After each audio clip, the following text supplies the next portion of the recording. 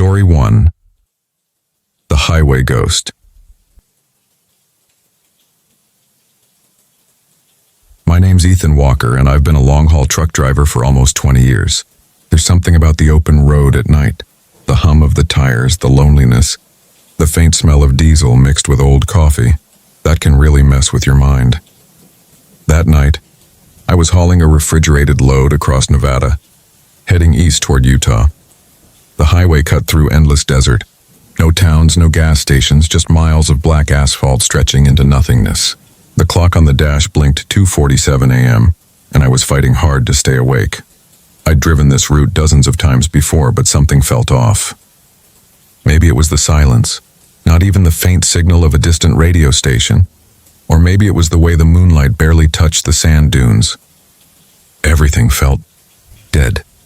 I remember muttering to myself, just 2 more hours. Ethan, 2 more hours and you can crash at the next stop. That's when I saw him, up ahead. In the glow of my headlights, stood a man on the side of the road. He was wearing a dark jacket and jeans, one hand raised, thumb sticking out, a hitchhiker. Now anyone who's been in this business long enough knows you don't pick up strangers at night, especially in the middle of nowhere. But something about him made me slow down. Maybe it was how still he was. He didn't wave or move, just stood there facing me, waiting. I pulled the truck to a stop beside him. My window rolled down and the night air felt colder than it should have been.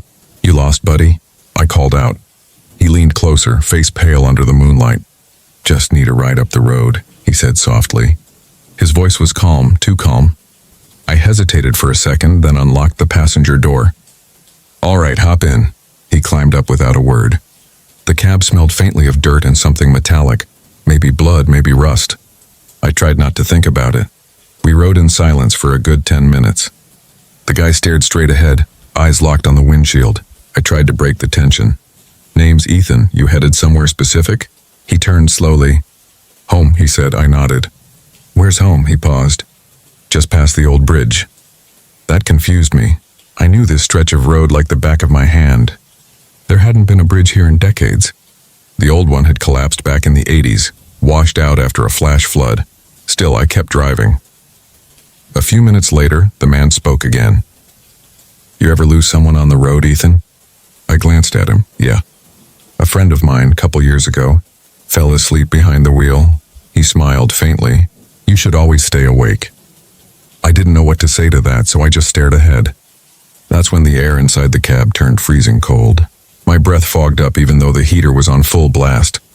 I looked over. The passenger seat was empty. My heart pounded. I slammed the brakes and pulled over, staring at the empty seat. No door had opened. No sound, no movement. I got out, walked around the truck, checked both sides. Nothing. The desert was silent again, the air still and heavy. Then I saw it. Faint lights up ahead like old street lamps. They illuminated what looked like the outline of a bridge hanging over a dry riverbed. But that was impossible. That bridge had been gone for 40 years.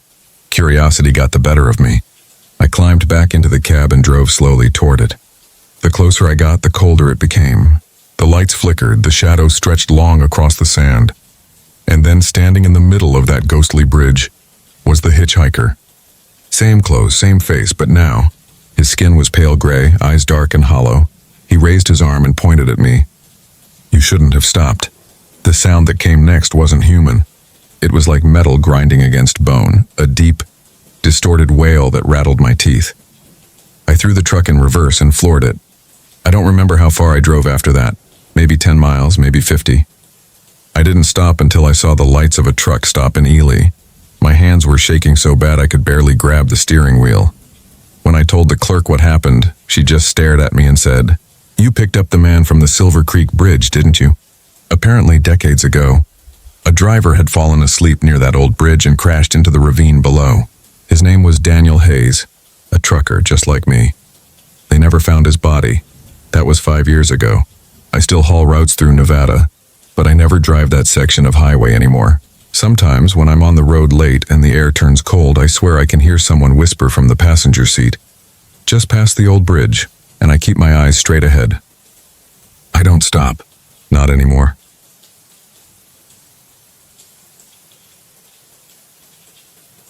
Story 2. The Abandoned Rest Stop. My name's Jack Reynolds, and I've been a long-haul trucker since I was 21. That means I've seen just about every weird thing you can imagine on American highways. From drunks stumbling into the road to deer that appear out of nowhere. But nothing, and I mean nothing, ever shook me like what I saw one night on Interstate 80, somewhere between Wyoming and Nebraska. It was early spring 2019. The snow had melted, leaving the plains looking like a wet, endless graveyard of brown grass. I'd been on the road for almost 12 hours straight, and my eyelids felt like sandpaper. My last caffeine shot had worn off an hour ago. The dispatcher told me I could pull over at a rest stop a few miles ahead, said it was an old one, but still open to truckers. That was all I needed to hear. I just wanted to stretch my legs and maybe take a quick nap before sunrise. When I finally saw the faded blue sign, "Rest Area, 1 mile," I felt like I'd won the lottery. I pulled in a few minutes later. The parking lot was nearly empty except for one rusted sedan and a flickering streetlight that buzzed like an angry hornet. The building itself looked old, the kind of place you could tell hadn't been cleaned or maintained in decades. Still, I parked my rig, shut off the engine, and stepped out. The night air was cold and dry, the stars barely visible through a thin veil of fog. The rest stop's door creaked when I pushed it open. Inside, the lights were dim and yellow. There was a vending machine in the corner, one of those ancient ones with buttons that barely worked, and a row of bathroom stalls in the back. But the weirdest thing was the smell. It wasn't just mildew or dust. It was something sweet, like rotting fruit mixed with gasoline. I wrinkled my nose and muttered, "Well, that's disgusting." I grabbed a soda. From the vending machine, the can that dropped was so dusty I had to wipe it clean, and turned to head back to my truck. That's when I noticed him, a man standing near the bathroom entrance. He was tall, maybe 6'4", wearing a denim jacket and an old trucker cap. I hadn't heard him come in, which was strange because the door had made a hell of a creak when I opened it. "Evenin'," I said, forcing a polite nod. He just stood there, not moving. His head tilted slightly like he was listening to something behind me. Then in a low voice he said, "You shouldn't stop here." I froze. "What?" he repeated. "You shouldn't stop here. They don't like it when you stop." Before I could ask what the hell that meant, the lights above us flickered. And for a split second, I swear his face changed. The shadows deepened under his eyes, and his skin turned the same pale gray as the concrete walls. Then the lights came back on, and he was gone. Just gone. I ran out of that building so fast I nearly tripped over my own boots. I yanked open my truck door and climbed inside, locking it behind me. My hands were shaking, but I tried to laugh it off. Maybe I'm just tired, I thought. Maybe I imagined him. I cracked open the soda and took a long sip, trying to steady my nerves. That's when I noticed something in my side mirror. Movement near the rest stop building. At first, I thought it was the wind. But no. The bathroom door was opening and closing slowly over and over, even though there was no one there. Then I heard it. From inside the building, faint at first, then louder, came the sound of footsteps. Dozens of them, uneven, dragging like bare feet slapping against tile, and voices, whispering, too many to make out. Curiosity, or maybe stupidity, got the better of me. I grabbed my flashlight, stepped down from the cab, and crept back toward the rest stop. The smell hit me first. That same sickly sweet odor, stronger now. When I reached the doorway, the lights inside were out completely. Still, I shined my flashlight in. Every stall door was open, except one, the farthest one. It was shaking, gently, as if someone inside was breathing hard. I called out, "Hey, you okay in there?" No answer. I took one step closer, then another. My boots echoed against the tile. When I was about 5 feet away, the stall door suddenly swung open. Inside was nothing but darkness and handprints. Hundreds of them smeared in black, covering the walls. That's when every single stall door slammed shut at once. I dropped my flashlight and ran. I don't even remember getting back to my truck. I just remember slamming the door, turning the key, and flooring it out of there like the devil himself was behind me. In the rearview mirror, I saw movement in the fog, shapes, almost human, standing near the edge of the lot, watching as I sped away. By the time I hit the next town, it was dawn. I pulled into a diner white as a ghost and told the waitress what happened. She frowned and said, "Honey, that rest stop's been closed since '97. They tore it down years ago." I shook my head. "No, I was just there." She just stared at me, confused. Later that day, out of morbid curiosity, I looked it up online. She was right. The old Pine Hollow rest area had been shut down after 3 people went missing there. The building was demolished, but here's the thing. I checked my dash cam footage, and there it was, a flickering sign that said, "Rest Area, 1 mile," and a man in a denim jacket standing under the buzzing streetlight, staring straight into the camera. That was 4 years ago. I still drive I-80 every month, but I never stop on that stretch again.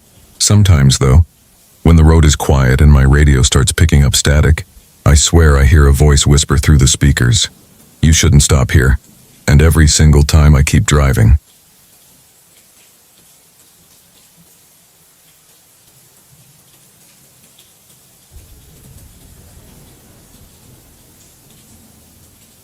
Story 3. The Thing in the Trailer. My name's Mark Dalton, and I've been driving semis for most of my adult life. 15 years on the road, countless states, thousands of miles, and only one delivery that I still can't explain. It happened 3 years ago, somewhere along Highway 191 in Arizona, during one of those night runs where the desert looks like an ocean of black sand. The company I worked for was small, mostly handled private freight. That night they called me in for a last-minute job. The guy on the phone sounded nervous, said the cargo had to be transported immediately, no questions asked, and I'd get double pay. I didn't ask what was inside. I just needed the money. By midnight, I was backed up to the loading dock. 3 men in dark uniforms, not my usual crew, rolled out a long steel crate. It was about 8 feet long, 4 feet wide, and completely sealed with bolts. One of them looked me dead in the eyes and said, "Whatever you hear back there, you don't stop." I laughed, thinking it was some kind of joke. It wasn't. The first few hours of the drive were uneventful. The night sky was clear, the road empty except for me and the hum of the engine. But around 3 a.m. I started hearing it, a dull, rhythmic thumping coming from the trailer. Thud, thud, thud. I checked the mirrors, half expecting to see something loose and maybe the load shifting. But the sound wasn't mechanical. It was too deliberate. It paused for a few seconds, then came again. Louder. Thud, thud, thud. I grabbed my CB radio and called dispatch. "Hey, this is truck 7B14. You sure that crate's secure?" The voice that answered wasn't the usual operator. A calm, low male voice said, "Just keep driving, Mr. Dalton. You're doing fine." I froze. I hadn't told them my name. By 4 a.m., the sound had stopped, replaced by something worse. A smell. Rotten meat mixed with burnt plastic. It seeped through the vents, heavy and nauseating. I rolled down the window, gagging, but the stench clung to me. I could feel my eyes watering. Something inside me whispered that I should stop. Just pull over, check it out. Make sure nothing was leaking. But the warning from that man echoed in my head. "Whatever you hear back there, don't stop." I kept driving, then from behind the cab I heard it. A voice. Muffled but human. "Help me." I slammed the brakes. The truck screeched, tires screaming against the asphalt. My heart was pounding so hard I thought I'd pass out. The voice came again. "Please, let me out." Every instinct told me to drive away, but curiosity is a dangerous thing. I climbed out, flashlight in hand, and walked toward the back of the trailer. The desert wind howled, carrying sand across the road. The metal door was cold under my hand, even colder than it should have been. I unlatched it slowly and pulled it open. The steel crate sat in the middle of the trailer. The bolts were still intact, but the lid was moving. Something inside was pushing against it. "Hey!" I shouted. "Who's in there?" The banging stopped. Silence. Then a whisper, right next to my ear. "You shouldn't have stopped." I spun around. No one there. When I turned back, the lid of the crate buckled outward like something was forcing its way through. That's when I ran. I jumped into the cab, slammed the door, and hit the gas. The truck roared to life, gears grinding as I pushed it to the limit. In the side mirror, I saw the trailer door swinging open, the crate's lid flying off. For just a second, I caught a glimpse of what was inside. A shape. Human, but not quite. Too long, too thin, its arms bending in ways they shouldn't. Eyes like headlights, glowing white in the darkness. It crawled to the edge of the trailer and leapt into the desert. I didn't stop again until sunrise. When I reached the drop-off point, a fenced compound near Page, Arizona, 2 black SUVs were already waiting. A man in a gray suit walked up to my window. His smile didn't reach his eyes. "Rough night?" he asked. I didn't answer. He handed me a clipboard and said, "Sign here. You didn't see anything."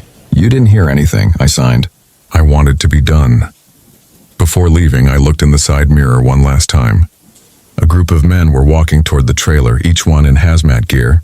One of them turned toward me. His mask's visor reflected the rising sun, and for a split second I saw those same glowing eyes behind it. 2 weeks later, my boss called.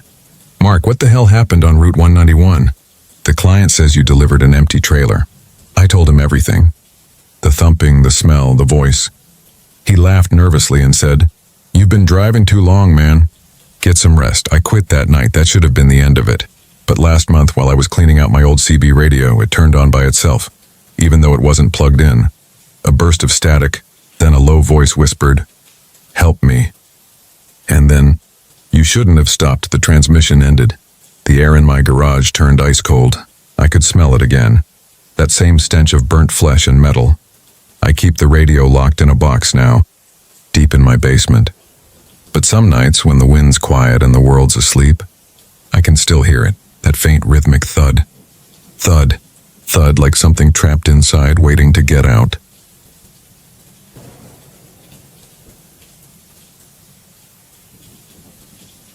And that's the end of the story.